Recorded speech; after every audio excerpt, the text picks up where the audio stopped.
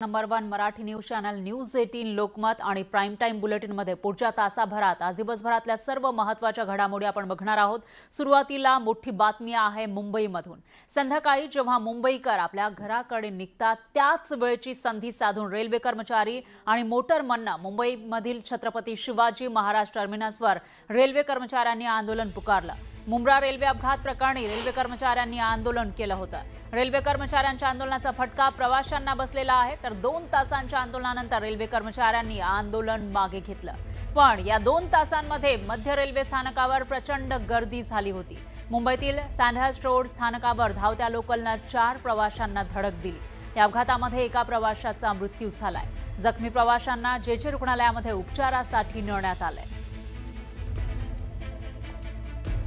तर आज संध्याकाळच्या सुमारास ज्यावेळेला पीक आवर्स असतात मुंबईमध्ये संध्याकाळी 6 पासून ते 8 8:30 वाजेपर्यंत 9 वाजेपर्यंत प्रचंड गर्दी लोकलला असते। मात्र याच वेळेला कर्मचाऱ्यांनी आंदोलन पुकारलेलं होतं आणि त्याचा फटका मुंबईकरांना बसल्याचं पाहायला मिळालेलं आहे। संध्याकाळी जेव्हा मुंबईकर आपल्या घराकडे जाण्यासाठी निघतात त्याच वेळेला हे रेल्वे कर्मचारी आणि मोटरमननं मुंबईमधील छत्रपती संभाजीनगर छत्रपती शिवाजी महाराज टर्मिनसवर रेल्वे कर्मचाऱ्यांनी हे आंदोलन पुकारलं। तर मुंब्रा रेल्वे अपघात प्रकरणामध्ये रेल्वे कर्मचाऱ्यांनी हे आंदोलन पुकारलेलं होतं। रेल्वे कर्मचाऱ्यांच्या आंदोलनाचा फटका प्रवाशांना बसलेला आहे। 2 तासांच्या आंदोलनानंतर रेल्वे कर्मचाऱ्यांनी आंदोलन मागे घेतलं, पण या 2 तासांमध्ये मध्य रेल्वे स्थानकावर प्रचंड गर्दी झाली होती आणि सँडहर्स्ट रोड स्थानकावर धावत्या लोकलनं 4 प्रवाशांना धडक दिली।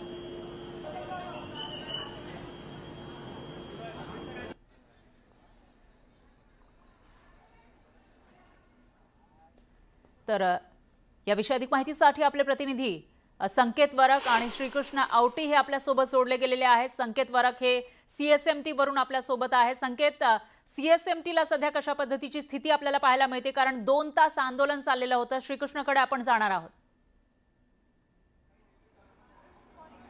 नक्कीच फराह, मी सध्या उपस्थित आहे सँडहर्स्ट रोड याच प्लॅटफॉर्म स्टेशनवरती। आपण पाहू शकतो ह्याच मार्गिकेवरती ह्याच रेल्वे रुळावरती अगदी 100 मीटरच्या अंतरावरती जे आहे ते रेल्वेने या 4 प्रवाशांना जी आहे ती धडक दिलेली आहे आणि त्वरित त्यांना या रेल्वे रुळावरून थेट जे आहे ते जेजे रुग्णालयात नेले। त्यात पाहायला गेलं तर प्राथमिक अशी देखील माहिती मिळते की त्यात 3 पुरुष होते आणि 1 महिला होती आणि एकंदरीत पाहायला गेलं तर ज्या छत्रपती शिवाजी महाराज टर्मिनस स्थानकावरती जे आहे ते रेल्वे मोटरमननी जे आहे ते आंदोलन केलं होतं आणि त्या आंदोलनामुळे मोठा फटका जो आहे तो मुंबईकरांना, मुंबईतील चाकरमान्यांना जो आहे तो पडलेला पाहायला मिळाला। तब्बल 1 ते 1.5 तास जी आहे ती लोकल उशिराने धावताना पाहायला मिळाली। त्यामुळे कुठेतरी मुंबईकरांचा खोळंबा जो आहे तो होताना पाहायला मिळाला। त्यामुळे मोठ्या संख्येने जे आहे ते मुंबईकर जे आहे ते एकंदरीत पाहायला गेलं तर आपण प्लॅटफॉर्मवरती देखील पाहू शकतो, दृश्यांमध्ये रक्त देखील जे आहे ते पडलेलं आपल्याला पाहायला मिळतं आणि त्याचबरोबर मोठ्या संख्येने मुंबईकरांना जे आहे तो खोळंबा होताना पाहायला मिळाला। त्यामुळे काही प्रवाशांनी जे आहे ते रेल्वे